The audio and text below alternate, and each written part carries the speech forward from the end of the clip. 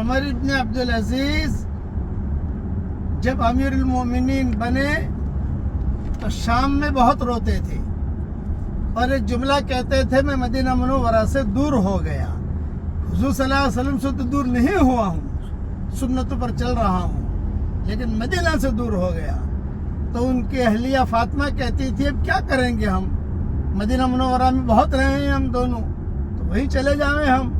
فرماتے نہیں اب مدینہ منورہ تو جا نہیں سکتے، اس لیے کہ یہاں کی ذمہ داریاں ہیں۔ تو بڑے بڑے علماء کو سلام پڑھنے کے لیے مدینہ منورہ بھیجتے تھے، اور پھر جب وہ علماء واپس آتے تھے تو ان کا جو ہے بہت احترام کرتے تھے، شاہی ہدیے دیتے تھے، میرا سلام پہنچا کر آئے، میرا سلام پہنچا کر آئے۔ اس لیے مدینہ کے قیام میں حاضری دینے کی کوشش کیجیے، اور اگر بھیڑ ہے، معذوری ہے، نہیں جا سکتے تو مسجد نبی میں بیٹھ کر بھی درود شریف پڑھتے رہیے، یعنی پکنک نہ کیجیے۔ خلاصہ کلام یہ، یہاں اس جگہ کی قدر کیجیے۔ اللہ تعالی ہم سب کو عمل کرنے کی توفیق عطا فرمائے، آمین۔